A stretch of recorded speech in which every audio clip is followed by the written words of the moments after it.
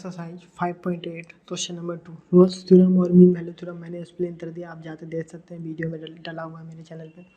Examine if Rolle's theorem is applicable to any of the following function. यहाँ पे applicable बोला है, verify करने नहीं बोला है। मतलब क्या, तीन कंडीशन जो होता है ना रोल्स थ्योरम का, वो हम लोग चेक कर लेते हैं। पर एस की जो वैल्यू होती है, मतलब थ्योरेटिकल पॉइंट की जो वैल्यू होती है, वो कैलकुलेट करने के लिए नहीं बोला है। उसके लिए हम वेरीफाई करना है। वेरीफाई जब करते हैं तो हम लोग थ्योरेटिकल पॉइंट नहीं डालते हैं। यहाँ पे तो सिर्फ एप्लीकेबल बोला है, मतलब वो तीन कंडीशन हमें चेक करना है। ठीक है, ये हमें बोला गया। Can you say that the function is function about of the converse, और इसका कन्वर्स भी हमें बताना है। कन्वर्स के लिए तो तीन फंक्शन हमें दिया हुआ है, पहला, दूसरा, तीसरा। वन बाई वन सॉल्व करते हैं। पहले मैं पहला ले लेता हूँ, पहला फंक्शन ले लेता हूँ। पहला फंक्शन हमारे पास क्या है? पहला फंक्शन है F of S equal to greatest integer function of S. Greatest integer function for S such belongs to 5 और 9। 5 से 9 के बीच में हमारा एस का जो है वो वैल्यू है। तो एफ ऑफ 5 हमारे पास क्या होगा? डेटेस्ट इंटीजर फंक्शन ऑफ 5। तो 5 तो डेटेस्ट इंटीजर फंक्शन 5 ही हो जाएगा। एफ ऑफ 9 क्या हो जाएगा? Greatest integer function of 9 equal to 9 ही हो जाएगा। तो हमें पता है M greatest integer function of M will be M. लेकिन अगर greatest integer function of M 0.1111 तो ये भी एम हो जाएगा। पर अगर एम से थोड़ा छोटा वैल्यू, मान लीजिए m-1 हुआ 0.99, m-1 0.9999, तो ये इक्वल टू एम से, देखिए एग्जाम्पल के तौर पे लेते हैं, अगर मेरे पास 5 हुआ तो 5 ही है। अगर 4.9999 भी हो गया तो वो 4 हो जाएगा। अगर 5.00001 भी हो गया तो ये 5 हो जाएगा। डेटेस्ट इंटीजर फंक्शन हमारा ऐसे वर्क करता है। उम्मीद करता हूँ आप तो पता ही होगा। ये हमारा हो गया। तो F of 5 is not equal to F of 9 है हमारे पास। ठीक है, ये हम लोग तो पता चल गया। अब डिफरेंशिएबिलिटी हम लोग चेक कर लेते हैं। पहला तो हमारा ये क्लियर हो गया, तो ये नहीं है, तो इससे हम सीधा बोल सकते हैं कि रोल्स थ्योरम अप्लीकेबल नहीं है। रोल्स जो है थ्योरम अप्लीकेबल नहीं है, ये हम लोग बोल सकते हैं। पर हम, क्योंकि मुझे आप तो समझाना भी है, तो इसके लिए मैं आप तो ये फंक्शन तो डिफरेंशिएट करके भी दिखाऊंगा कि डिफरेंशिएबल है या नहीं, वरना यहाँ ही पे हम कंक्लूड कर सकते हैं। जैसे कि आप आधे क्वेश्चन नंबर 3, 4, 5 में आप ये सब देखिएगा। लेकिन ये पहला क्वेश्चन है, तो मतलब दूसरा है, पर बेसिक था, ये पहला ही क्वेश्चन है, तो मैं अच्छे से एक्सप्लेन करना चाहता हूँ। तो अब डिफरेंशिएबिलिटी भी हम लोग चेक कर लेते हैं। डिफरेंशिएबिलिटी भी हम लोग चेक करेंगे। एक तो हम लोग ये बोल ही सकते हैं कि ये जो फंक्शन है ये कंटिन्यूअस नहीं है और डिफरेंशिएबल नहीं है। कंटिन्यूअस तो नहीं है। कंटिन्यूअस क्यों नहीं है? क्योंकि डेटेस्ट इंटीजर फंक्शन कंटिन्यूअस नहीं होता है। कंटिन्यूअस क्या कौन होता है? सिर्फ पॉलिनोमियल होता है, साइन एस होता है, टॉस एस होता है, और फिर हमारे पास ई बार एस। ये सब कंटिन्यूअस होता है, बाकी कोई भी कंटिन्यूअस नहीं होता है। ये फंक्शंस कंटिन्यूअस होते हैं मोस्टली। इसी से आपका सारा एनसीईआरटी बन जाएगा। क्लियर है? तो अब हम लोग तो कंटिन्यूअस तो नहीं है, ये हम लोग तो पता चल गया। अब डिफरेंशिएबिलिटी हम लोग चेक करेंगे। डिफरेंशिएबिलिटी कैसे चेक करेंगे? हम लोग लेट कर लेते हैं। Let N be an integer, N एक इंटीजर चेक कर लेंगे, और एन बिलोंग्स टू 5 टू 9। 5 और 9 के बीच में, देर ओपन ब्रैकेट नहीं, 5 और 9 के बीच में है हमारे पास एन, ये हमने लिख दिया। अब लेफ्ट हैंड लिमिट हम लोग चेक करेंगे, फिर राइट हैंड लिमिट चेक करेंगे, पता लगाएंगे। तो limit S equal to N पे लिमिट हम लोग ले रहे हैं, एस इक्वल टू एन पे, तो एन से थोड़ा छोटा वैल्यू, तो एच 0 माइनस 0 से थोड़ा छोटा वैल्यू हमारे पास पता ही है, F of N plus H minus F of N by H. तो limit H tends to 0 minus 0 से थोड़ा छोटा वैल्यू है N plus H minus N upon H. तो limit H tends to 0 minus N minus 1। देखिए H plus N plus H है हमारे पास, और एच में क्या है कि 0 से थोड़ा छोटा वैल्यू एन है, और 0 से थोड़ा छोटा वैल्यू तो माइनस और 0.9999 होगा। तो एन की वैल्यू से मैंने अभी आपको बताया ना कि अगर 5 में से अगर 0.999 भी माइनस कर देंगे तो वो क्या हो जाएगा? अगर मान लीजिए 0.999 भी माइनस कर दे तो वो क्या हो जाएगा? 4.1111 हो जाएगा। तो ये भी इक्वल टू 4 हो जाएगा। मतलब क्या, अगर एन में से हम लोग 0 से थोड़ा छोटा वैल्यू भी यहाँ पे डाल रहे हैं तो एन का वैल्यू एक डाउन हो जाएगा। जैसे कि मैंने डेटेस्ट इंटीजर फंक्शन में बताया आप तो तभी भी अगर लिमिट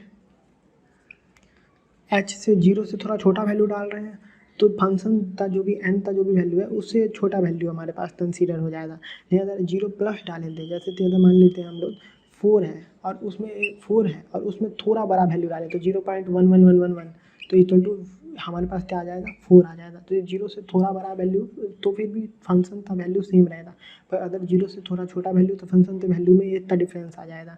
जैसे कि अगर मान लीजिए 5 था तो 4 हो जाएगा, n था तो n-1 हो गया, minus data integer function of n will be n by h। तो limit h tends to 0 -1 upon h which will be equal to infinite. तो ये तो हमारा लेफ्ट हैंड लिमिट हो गया। अब राइट हैंड लिमिट भी हम लोग चेक कर लेते हैं। तो right hand limit at s equal to n पे, तो limit h tends to 0 plus f of n plus h minus f of n upon h, limit h tends to 0 plus n plus h minus n upon h, limit h tends to 0 plus n minus n। क्योंकि हमें पता ही है कि अगर n से मैं 0 plus मतलब 0 से थोड़ा बड़ा वैल्यू मतलब 4 मान लेते हैं 4 है, या फिर मान लेते हैं कि 5 है, 5 मान लेते हैं तो 5 है, 5 से थोड़ा बड़ा वैल्यू मतलब 0.111 थोड़ा सा बड़ा वैल्यू है तो क्या आ जाएगा 5.111 और इस तरह डेटा इंटीजर फंक्शन में लिख दें तो ये हो जाएगा 5 के ही इक्वल। तो n प्लस h जब से 0 थोड़ा सा बड़ा है तो ऑलमोस्ट इक्वल टू n ही होगा, तो n minus n upon h, n minus n मतलब ये हमारे पास 0 हो जाए। तो left hand limit right hand limit तो इक्वल नहीं है क्योंकि हमारे पास वहाँ आया था इन्फाइनाइट, यहाँ पे हमारे पास आ गया 0। तो left hand limit right hand limit तो इक्वल नहीं है, फंक्शन कंटिन्यूअस नहीं है, डिफरेंशिएबल नहीं है, f of 5 equal to f of 9 नहीं है। तो इस सब से हमें क्या पता चलता है, अब कंक्लूजन लिखते हैं। Function doesn't satisfied all condition of Rolle's theorem. ये हमारा कंक्लूजन आया कि फंक्शन जो है वो सेटिस्फाई नहीं करता है सारे रोल्स थ्योरम के सारे कंडीशन तो सेटिस्फाई नहीं करता है।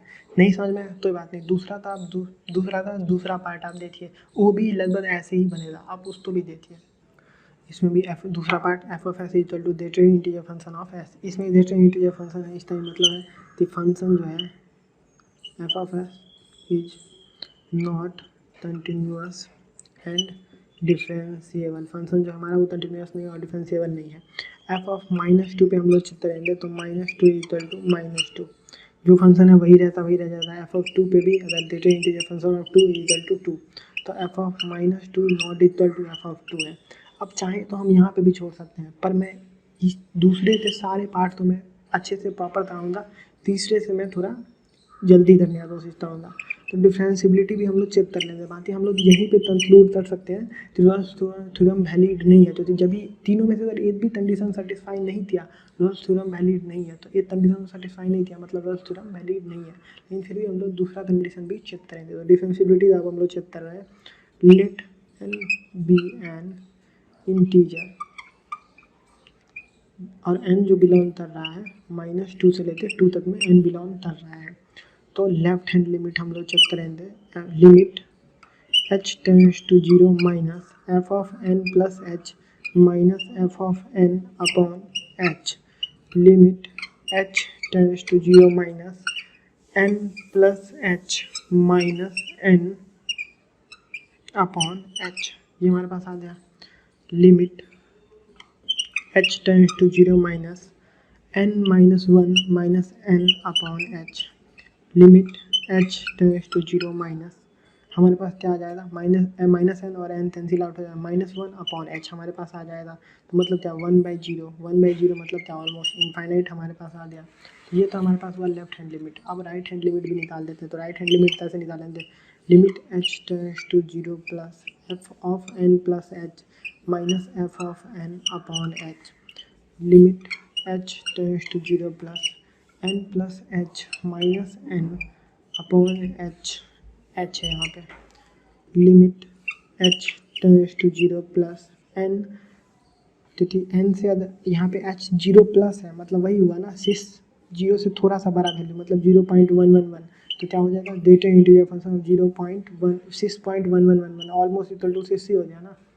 तो वही हमारे पास है। तो ये भी n almost equal to n ही हो जाएगा, मेन फंक्शन है उसके इक्वल हो जाएगा ऑलमोस्ट -n अपॉन -h। तो ये क्या हो जाएगा 0/h माइनस साइन के साथ, तो माइनस साइन के साथ तो ऑलमोस्ट इक्वल टू 0 ही हो गया। तो left hand limit right hand limit तो इक्वल नहीं आएगा, नहीं आया, यही हम लोग पता लगा पाए। Left hand limit right hand limit तो इक्वल नहीं आता है। तो left hand limit is not equal to right hand limit, यही हम लोग पता लगा दिया, ये कंक्लूड हो गया for function at s equal to n. तो इससे हम लोग बोल सकते हैं फंक्शन इज नॉट डिफरेंशिएबल। तो दैट्स मीन अब हम लोग कंक्लूजन लिख रहे हैं, function doesn't satisfied all condition of Rolle's theorem का ऑल कंडीशन, तो फंक्शन जो है वो सेटिस्फाई नहीं कर रहा है।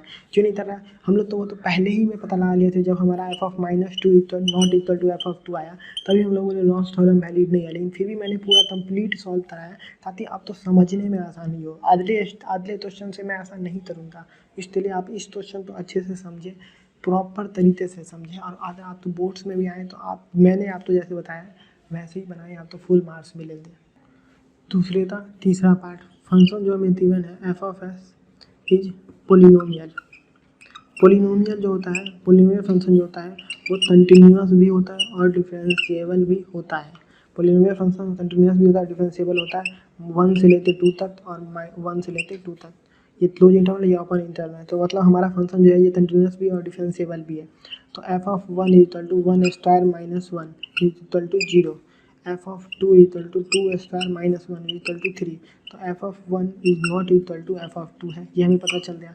ये पता चल गया, इससे हम लोग ये कंक्लूड कर सकते हैं कि function doesn't satisfied Rolle's theorem satisfy नहीं करता है फंक्शन, ये हम लोग कंक्लूड कर सकते हैं। तो इसे f of 1 is not equal to F of 2 है, तो हमारा फंक्शन दोनों चल नहीं है। आधे हम लोग सॉल्व नहीं करेंगे यहीं पे, अब हर क्वेश्चन में मैं ऐसे ही करूँगा, अब कि आधे सॉल्व नहीं करूँगा, जब भी हम मुझे दिखेगा कि फंक्शन दोनों इक्वल नहीं है वहीं पे छोड़ देंगे। तो यहाँ पे फंक्शन कंटिन्यूअस और डिफरेंशिएबल तो है, पर f of 1 is not equal to F of 2 है, तो इतना कोई कन्फ्यूजन